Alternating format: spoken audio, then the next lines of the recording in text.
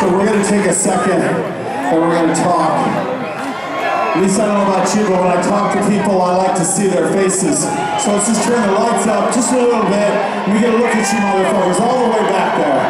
That's right.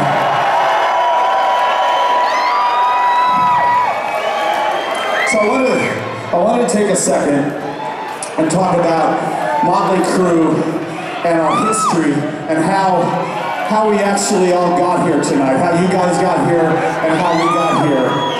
So, are you ready? Just a little story, a little bit of history.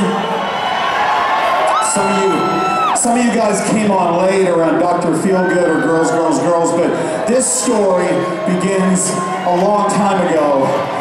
Back in 1981, I'm going to tell you how it all went down. I was a struggling musician in Los Angeles, California. I had come to Los Angeles from Jerome, Idaho, population 4,000 people, all the way to Los Angeles on a Greyhound bus, and all I wanted to do, all I fucking cared about, all I thought about, is I wanted to be in a fucking rock and roll band. And I got there, and I worked my ass off, and I found some guys, and I started a band, and we were playing, and for no apparent reason, I made a decision one night.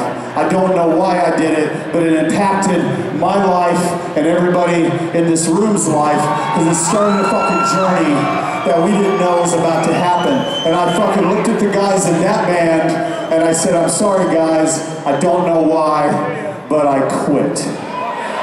And I quit the band, and I started walking home. And when you make a decision in your life, you don't know if it's going to be a good decision, you don't know if it's going to be a bad decision till a little bit later. But you know what, you take a fucking chance in life to do something different. I was walking home, and I was thinking to myself, fuck, I don't have a car, I don't have any money, I don't have a job, and now I don't even have a fucking band. And then it just popped into my fucking head out of nowhere that there must be 3 other guys in Los Angeles that think like me, that want to be like me, that wants to reach into the fucking heart of the music industry and rip that fucking thing out.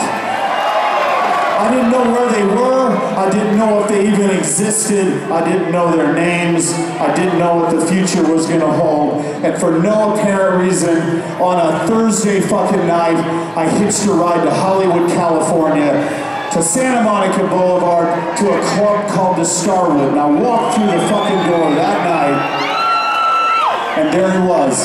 It's like if I'm standing here right now, I can picture his ass behind the drums. He was 17 years old. He was the skinniest motherfucker I've ever seen, and he was beating the fuck out of those drums. You know who that is? That is and was the one and only Tommy fucking Lee.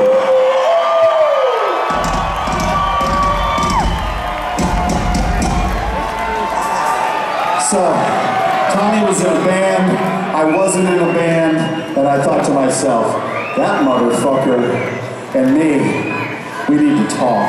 So I went backstage. I think Tommy remembers this. It wasn't really a backstage, it was a fucking bar. A closet. Right? He sat in a closet. I drank a rum and coke.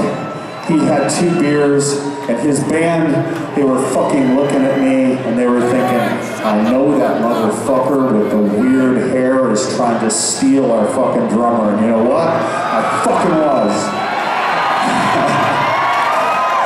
So me and Tommy started talking, and we became like this, instantly, and we bonded over something. We fucking talked about how much we love fucking heavy metal. Something else that was going to become an important part of this band's history, a fabric of Motley Crue, is we also both fucking love punk rock like motherfuckers.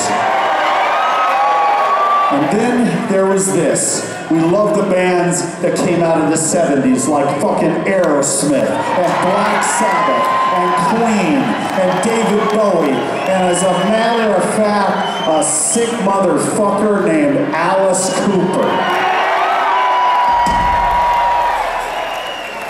So Tommy made a decision right there. He quit his band, and we decided to start a band. Bass and drums, we set up in this